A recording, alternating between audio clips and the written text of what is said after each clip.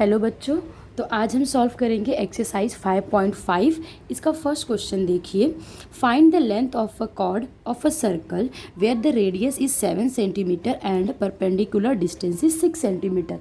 तो यहाँ पे बच्चों क्वेश्चन में बोला है कि एक सर्कल है जिसमें आपको कॉर्ड की लेंथ फाइंड करनी। तो यहाँ पे देखिए, इस सर्कल में मैंने जो सर्कल बनाया है, यहाँ पे जो कॉर्ड है वो AC है, तो आपको AC का जो लेंथ है वो फाइंड करना है। और यहाँ पे हमें क्या दिया है कि जो इसकी रेडियस है यहाँ पे देखिए BA और BC, इसकी जो लेंथ है वो 7 सेंटीमीटर है।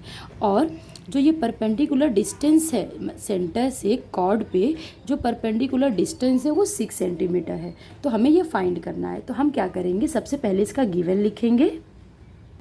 तो यहाँ पे मैं लिख दे रही हूँ, given AB equal to BC equal to 7 centimetre.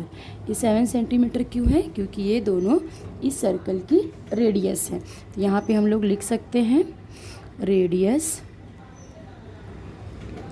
Of circle. तो यहाँ पे मैंने लिख दिया कि ये रेडियस है सर्कल की। और क्या गिवन है हमें? ये परपेंडिकुलर डिस्टेंस। तो हम यहाँ पे लिख सकते हैं BD इक्वल टू 6 सेंटीमीटर। और रीज़न क्या होगा? Perpendicular distance.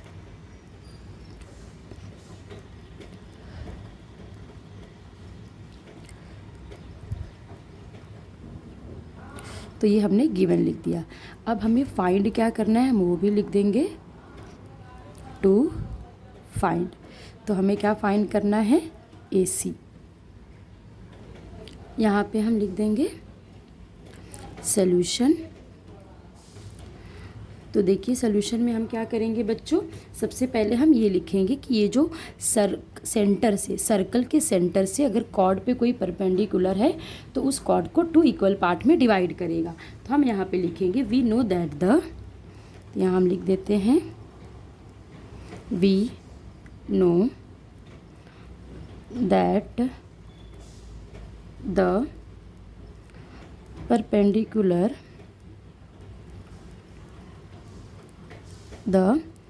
perpendicular from the center to the chord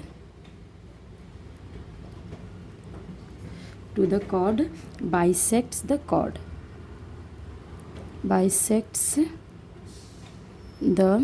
cord. इसका मतलब है कि अगर आप सेंटर से कोई परपेंडिकुलर ड्रॉ करते हैं उसके कॉर्ड पे, तो उसको बाइसेक्ट करता है, उसको 2 इक्वल पार्ट्स में डिवाइड करता है। तो हम यहाँ लिख सकते हैं AD इक्वल टू DC।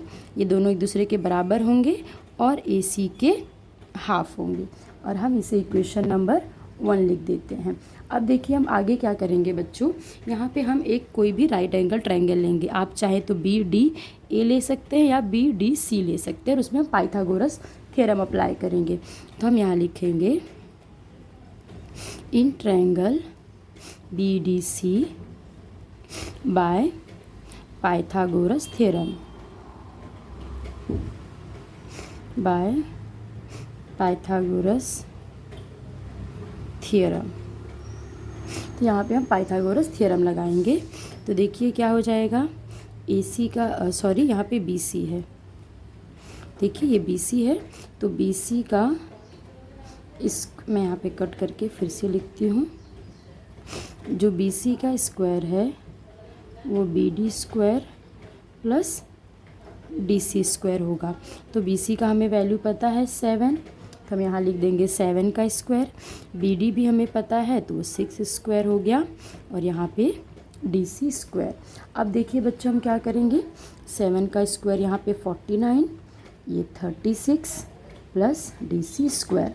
अब DC को हम यही रहने देंगे, और ये 40 माइनस 36 हो जाएगा। ये प्लस 36 इस तरफ आके क्या हो जाएगा बच्चों, माइनस 36। और यहाँ पे क्या बचा, DC का स्क्वायर। अब यहाँ पे 49 में से 36 माइनस करेंगे हम, तो हमें मिलेगा 13। तो हमें DC स्क्वायर कितना मिल गया है, 13 मिला है। अब क्या होगा, ये जो स्क्वायर है इस तरफ जाके स्क्वायर रूट हो जाएगा, तो हमें DC की वैल्यू √13 मिल जाएगी। अब हम वो लिखेंगे तो देखिए यहाँ पे हमें क्या मिला है, DC स्क्वायर 13 मिला है। तो DC क्या हो जाएगा, स्क्वायर रूट ऑफ 13 सेंटीमीटर। ये हमें यहाँ पे DC मिल गया। लेकिन हमको पता है, हम यहाँ पे लिख सकते हैं फ्रॉम इक्वेशन 1। तो इक्वेशन 1 में हमने लिखा है ना, यहाँ पे देखिए आप लोग, ये देखिए यहाँ पे हमने लिखा है ना, जो AD और DC क्या है, AC/2। तो यहाँ मैं लिख रही हूँ DC इक्वल टू AC/2। तो ये हो गया DC इक्वल टू AC/2। यहाँ पे DC हमें पता है √13 है और ये AC/2। तो ये 2 इस तरफ आके मल्टीप्लाई करेगा तो 2√13 इक्वल टू AC हो गया। तो देयरफॉर जो AC का मेज़रमेंट है वो आपको मिल गया 2√3 सेंटीमीटर, क्योंकि बाकी यूनिट हमें सेंटीमीटर में दी गई है। तो होप सो बच्चों आप सभी को ये क्वेश्चन नंबर 1 अच्छे से समझा होगा। अब हम करेंगे क्वेश्चन नंबर 2। क्वेश्चन नंबर 2 देखिए बच्चों, ये भी प्रीवियस क्वेश्चन की तरह ही है। यहाँ पे देखिए क्या बोला है, explain why the following statement is true. यहाँ पे जो हमें एक स्टेटमेंट दिया है और हमें बताना है कि ये स्टेटमेंट ट्रू क्यों है। तो देखिए, if the perpendicular distance of a cord from a centre is D, मतलब जो परपेंडिकुलर डिस्टेंस है सेंटर से कॉर्ड पे वो हमारा D है। यहाँ पे हमने दिखा दिया D। And the radius is R, यहाँ की जो रेडियस है वो क्या है, R होगी अगर। तो जो कॉर्ड की लेंथ है वो क्या दिया है, 2√R² - D²। मतलब अगर किसी सर्कल के सेंटर से उसके कॉर्ड पे जो डिस्टेंस है वो D है और उसकी रेडियस R है, तो ये जो इसका कॉर्ड है AC जो कॉर्ड है उसका डिस्टेंस कितना होगा, 2√R² - D²। ये हमें बताना है कि ट्रू क्यों है। तो इसे भी हम प्रीवियस की तरह ही सॉल्व करेंगे। तो यहाँ पे हम सबसे पहले गिवन लिख रहे हैं बच्चों। तो गिवन देखिए क्या है, हमें पता है कि जो AB है वो BC के बराबर है और वो उनका वैल्यू कितना है, R है। तो यहाँ पे हम लिख देंगे रेडियस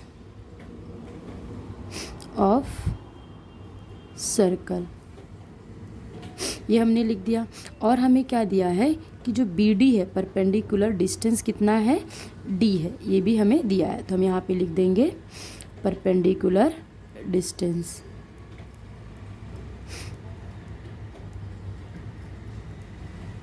तो ये हो गया। अब हम इसका सॉल्यूशन स्टार्ट करेंगे। तो यहाँ पे हमें सॉल्यूशन लिखेंगे।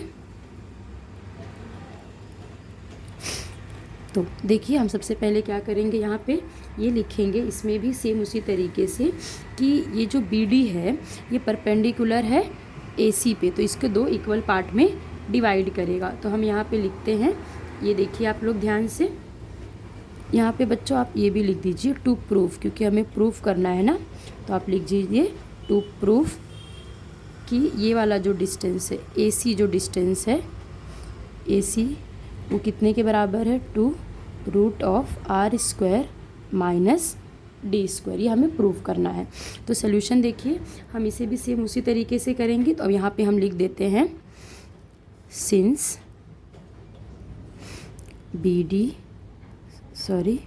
BD परपेंडिकुलर AC, देयरफॉर यहाँ पे हम लिखेंगे देयरफॉर ये जो AD है वो DC के बराबर होगा और AC का हाफ होगा। और इसे हम इक्वेशन नंबर 1 लिख देंगे। इसके बाद हम ये एक राइट एंगल ट्रायंगल चूज़ करेंगे। तो हम ये लिखेंगे in right angle triangle BDC। हाँ, हम अब क्या कर रहे हैं, in right angle triangle BDC में पाइथागोरस लगाएंगे। यहाँ मैं लिख रही हूँ by Pythagoras theorem, by Pythagoras theorem. तो देखिए क्या हो जाएगा, BC², ये इसका हाइपोटेनियस है, तो BC² हो जाएगा BD² प्लस DC²। ये जो BC² है इसका वैल्यू कितना है, R है, तो R²। BD की वैल्यू D है तो D², और ये D C square.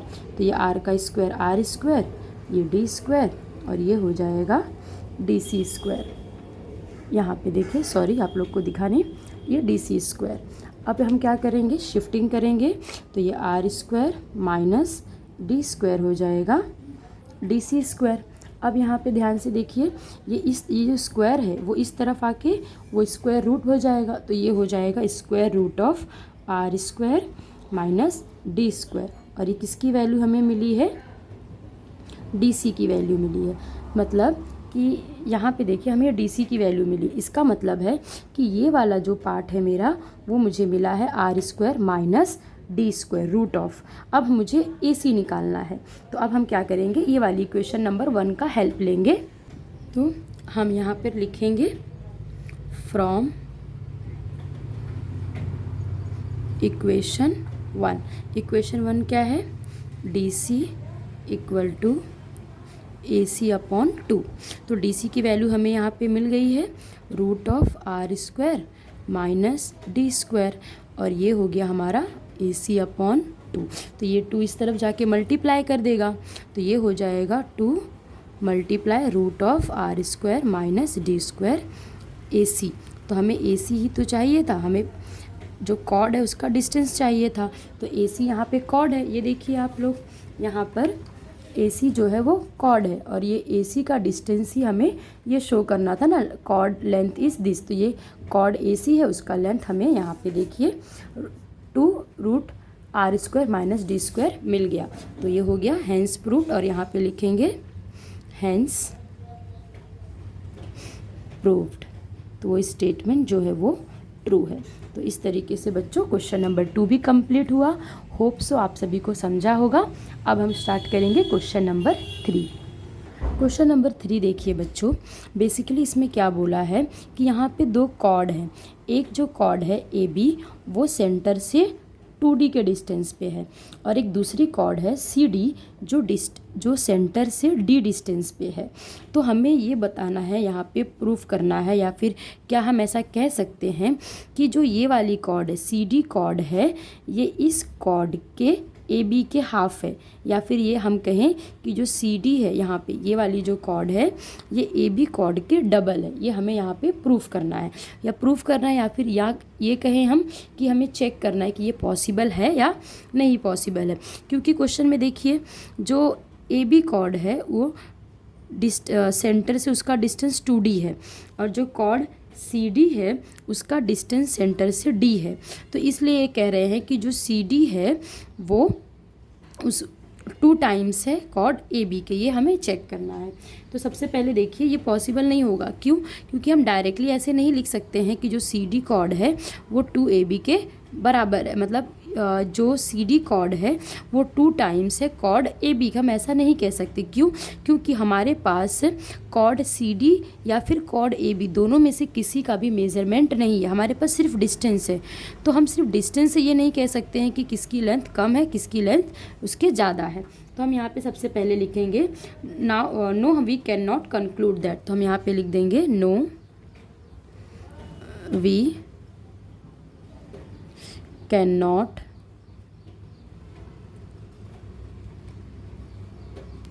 conclude that।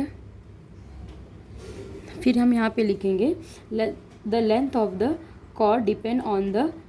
तो यहाँ पे हम देखें ये जो लेंथ होती है कॉर्ड की लेंथ होती है, अभी हमने प्रीवियस क्वेश्चन में किया बच्चों कि ये जो हमने यहाँ पे हमने जो ये फार्मूला निकाला है, तो देखिए ये इन जनरल फार्मूला है। मतलब अगर किसी सेंटर से यहाँ पे जो रेडियस है, किसी सर्कल की रेडियस r है और कॉर्ड और सेंटर के बीच का डिस्टेंस d है, तो आप ये फार्मूला यूज़ करके इस कॉर्ड का डिस्टेंस निकाल सकते हैं, या किसी भी कॉर्ड का डिस्टेंस आप निकाल सकते हैं अगर आपको r मतलब रेडियस और डिस्टेंस दिया गया है। तो आप कॉर्ड का डिस्टेंस कॉर्ड का लेंथ आप निकाल सकते हो।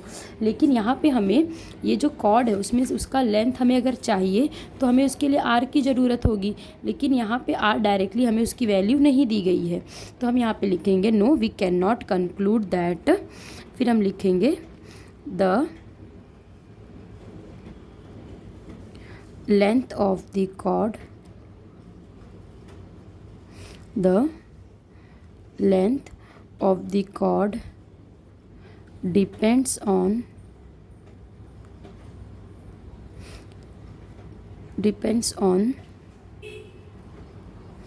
formula